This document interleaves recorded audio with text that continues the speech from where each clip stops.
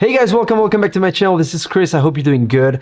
You might be sitting at home right now, about to shoot a wedding, and you're wondering, is it enough to go with only one body and one zoom lens? So I shot this wedding using a Leica SL2s and a 24 to 70mm f2.8. This is a combo that I recently purchased to shoot ads for Leica Switzerland. They hired me to do that. And I had a bunch of reasons why I wanted to test shooting a wedding only with one body and one lens. And these are the following. Would it actually work? Do you actually need to use prime lenses that open wide to shoot a wedding? Also, is f2.8 enough of an aperture throughout the day and for all situations? Is a 24 megapixel sensor still good enough in 2023 to shoot a wedding? Those are the main reasons why I decided to do this experiment, I would call it. And this is also why I'm making this video, so I can walk you through the whole day and the issues and things that I ran into and whatnot. Now, obviously, I had some doubts, such as, is it risky? What if I miss a shot? Is the maximum aperture enough? Is the quality going to be sufficient? What if something happens to the body and it stops working? And so on. I had all these doubts and all these things that were running through my head. And I'm sure you might have some doubts too if you're planning on doing something like this. And the short answer is that it went just fine. In fact, throughout this video, I'm going to be showing you a ton of photos from that wedding so you can see a little bit how it went. The first thing I want to mention here is the weight and size. This is a bigger setup. It is quite fat. I mean, 24 to 70 is quite a massive lens, especially when you open it like this and when you zoom, it becomes quite big. Maybe you don't see it on the video, but it is not the lightest setup. I have to say I did not have any issue. I used one leather strap, my usual desired leather. This time it was a single strap on one side. Usually I go with the dual straps. And this time it was just fine because, you have the weight on one side. And if you have to, switch hand or whatnot, you can do so because you only have one body. But when you have two of them, well, your hands are pretty much busy every time you run, every time you do something, you don't want to hit things and so on. But having only one camera and one body, it allowed me to do this and just swap as needed or just let it hang down. In terms of batteries, I used two batteries during the wedding. Now, I was close to an electric outlet, so I could just put one on charge while I was using the other one. And by the way, I ordered recently and I bought the 22 megaamp hour battery that was released with the Leica Q3. As you might recall in my Leica Q3 video that I did recently, you can go check it up here. And I have to say it does last quite a long time. Now, I can't tell you exactly how much one or the other lasted because I did keep an eye on it and I shot with one battery the ceremony, then I put it on charge, I took the other one, I shot all the group shots and swapped and so forth. So I did chunks of the day using different batteries. And I think if you are going to do a wedding with this kind of setup with only one body and so forth, I would have at least 3 or 4 batteries for a Leica SL2 or SL2s. This camera has the backup mode. And I heard recently in the forum that some people had issues with the backup mode from one SD card to the other. I did not run into that. I did first the hair and makeup in the morning. I was lucky enough that the wedding was not too far from my studio, so I came back, downloaded everything.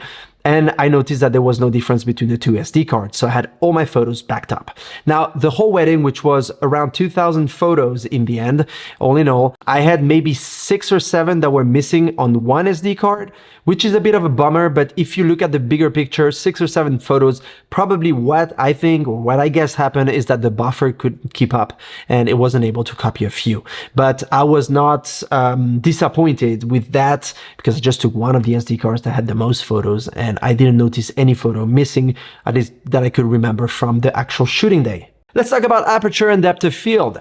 Is f2.8 a wide enough aperture for an entire day? And I do say an entire day because it's not just morning or afternoon, it's from morning to night, usually around midnight. That's when I left, 12:30 at night.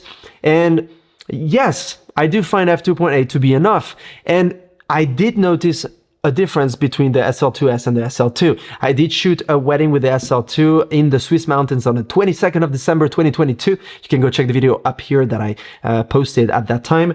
And when I got into low light with the SL2, it was having a hard time handling it, even though I was shooting with an APO 90mm f2, a Summicron.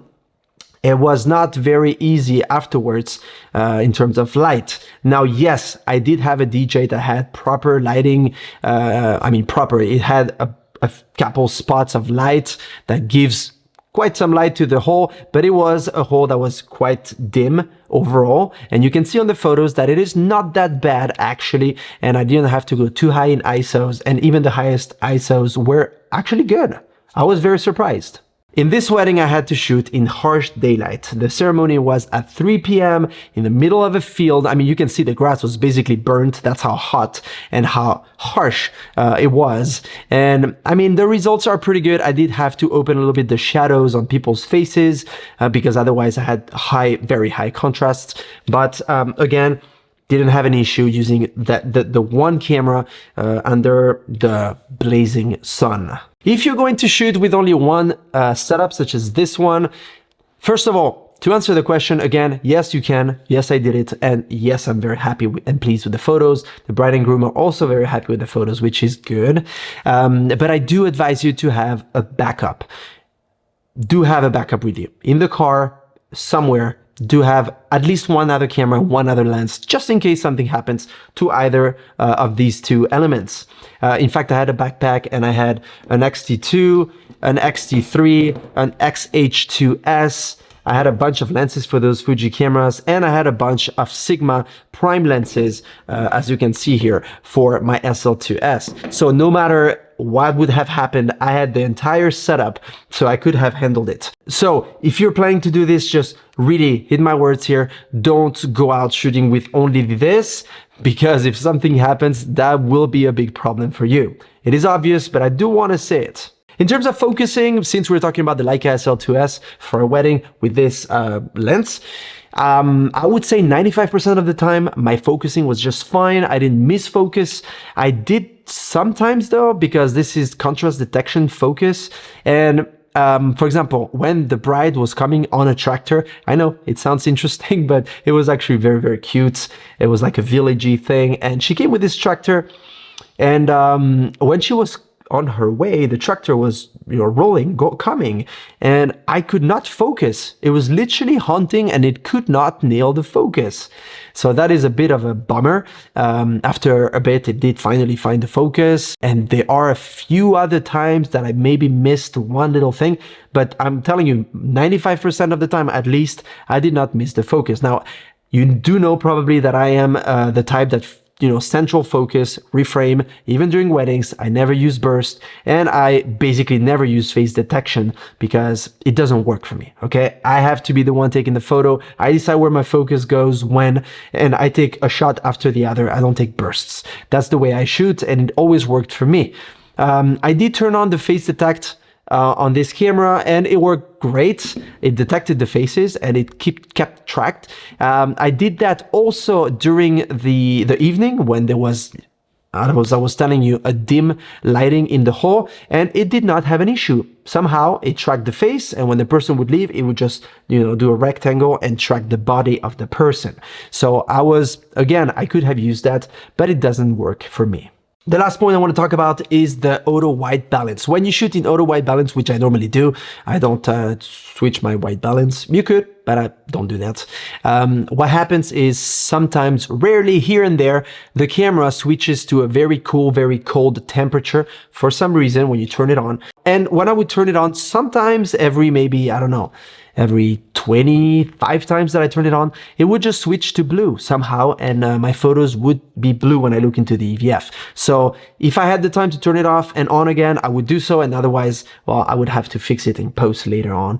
But that was not a major issue. Again, I'm being very nitpicky here, telling you everything that I ran into, that I liked, that I didn't like, and so forth, so you have a full idea and concept as to, can you actually use this for a wedding? So I hope I answered to that question in this video. If you have any question, obviously write it down in the comment section below. I hope you enjoyed the photos you saw in this video, and let me know in the comment section below, what is your setup? Is this something you do, shooting with only one body and one zoom lens, or not? Did you ever shoot with the Leica SL2, SL2s? I'm curious. Let me know. Keep shooting. I hope your next wedding is going to be just fine, and I see you in my next video. Don't forget to subscribe. Cheers.